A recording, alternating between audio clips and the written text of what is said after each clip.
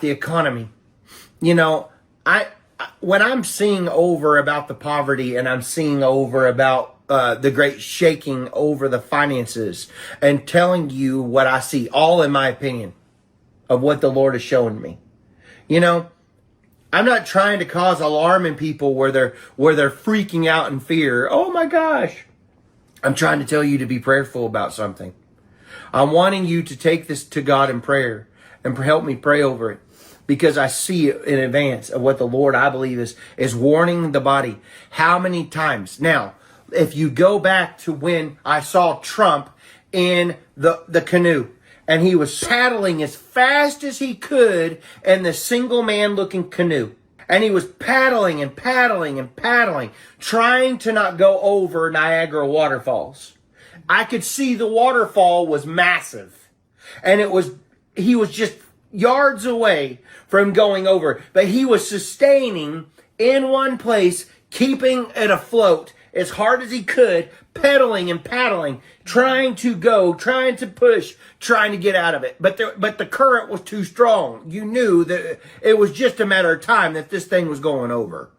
He was going over. And that was part of the vision. So if you go to each one of my visions that the Lord gives us when we're praying, they all have a similarity and type of a puzzle piece to it.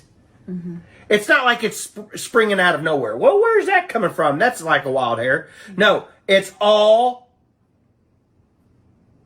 strategic, pinpoint things of what the Lord is warning us about Trump paddling in the thing. What is the next thing? I saw lines of people. I've seen, he brought it up again, the housing market and people foreclosing because they couldn't afford their homes, big mortgage homes. Remember, I've told you before, I saw the middle class. They had nice jewelry, nice watches, nice stuff, and they were pawning it off, trying to get rid of it because they needed to make their mortgage payment because they were too top heavy, too much debt. So they were getting rid of their Rolex or their nice whatever boat. Because they didn't need a boat. They just like, how do I dump this boat as fast as I can, or this extra sports car? Because I don't need this sports car. I need a nice family car, and I don't want to have a Ferrari. Whatever. And that's the way I was seeing it. But because of what was happening in the market, everything was going for so cheap. Like designer purses and stuff. They were trying to just dump it when these major events happens. And that's why I saw the bank seizing all the homes.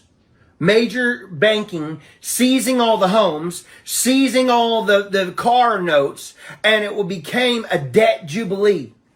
Kind of like it was when they froze everything during, and they said, you don't have to make your student loan payments for a while, You can still live here, but you don't have to make your student loan payments anymore because we understand everybody's overcoming and been sick and you can't go to work. So there was a time of, I don't know, what was it, almost 2 years for some student loans, and they're just now starting to kick that back in. But for some folks, but that and then was it for any kind of mortgage? Sometimes there was like 3 or 4 months people didn't have to make payments, right? Right.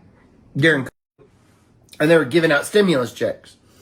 So that's what I was seeing again. So now take what I just told you and go to 2027, fall of 2027. The Lord told us another plague was coming that would be released by rats.